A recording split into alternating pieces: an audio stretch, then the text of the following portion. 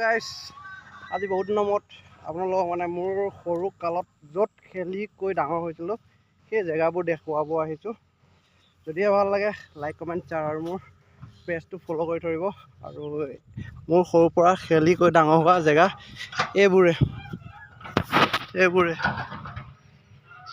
সৰুতে মানে ইয়াতে এই গাঁওখনতে পঢ়ি কৈ হায়াৰ ছেকেণ্ডেৰীও পাছ কৰিলোঁ, BA পাছো কৰিলোঁ একে সৰুৰ পৰা।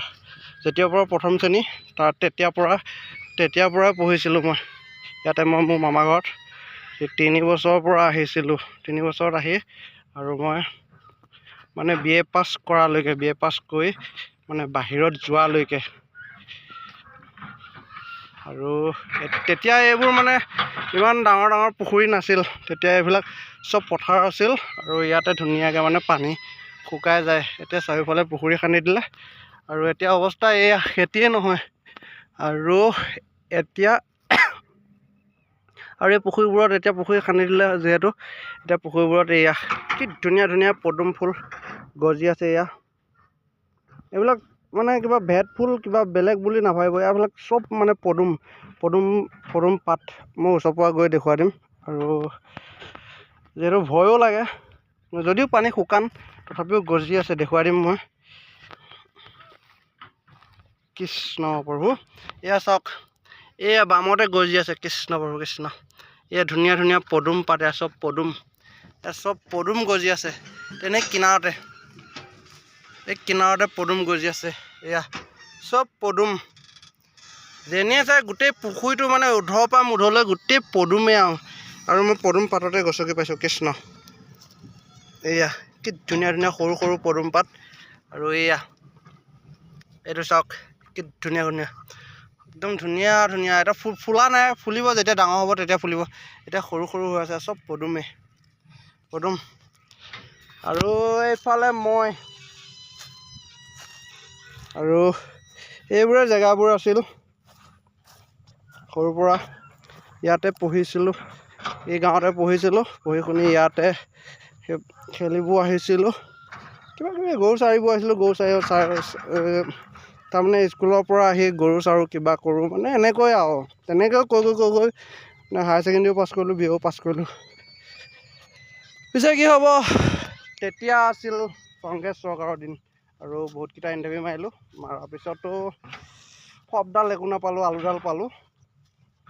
আৰু অৱশেষত মানে সেইবোৰ বাদ দি গৈছিলোঁ বাহিৰত বহুত কেইবছৰ থাকিলোঁ। থাকি গৈ আহি এতিয়া ঘৰত মানে গাড়ী চলাই আছোঁ।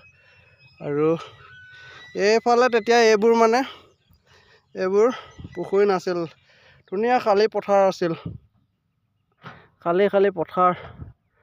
আৰু আমি য'ত মানে গৰু চৰিব আহিলে য'ত বল খেলোঁ বা কিবা কিবি খেলোঁ সেই জেগাখিনি দেখুৱাই দিম আপোনালোকক চাব।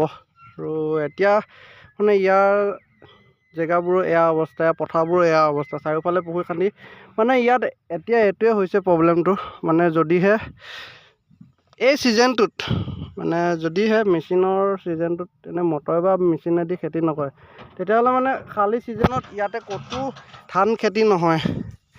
একদম বেয়া অৱস্থা, বেয়া পৰিস্থিতি হৈ থাকে। মানে এনেকুৱা বৰষুণৰ পানীতে মানে ইয়াতে বানপানীৰ নিচিনা হৈ যায়। আৰু এতিয়া এয়া অৱস্থা, খালী মানে মেচিনৰ ছিজনটোতে মানে এনেকুৱা মানে একদম পূৰা খালী ছিজনৰ নিচিনা চাইডে ধান খেতি কৰি থৈ দিছে। আৰু ইয়াৰ কাৰণটো হৈছে এই পুখুৰীবোৰ খান্দি দিয়া। ইমান পুখুৰী খান্দিছে যে পানীবোৰ মানে কোনোফালে বৈ যাব নোৱাৰে, সেইটো কাৰণে মানে এয়া অৱস্থা হৈছে। আৰু ৰাস্তাটো সেই তেতিয়া দিনৰ পৰা এতিয়া দিনলৈকে একেই আছে, ৰাস্তাটো পৰিৱৰ্তন হোৱা নাই, এনেকুৱাই অৱস্থা।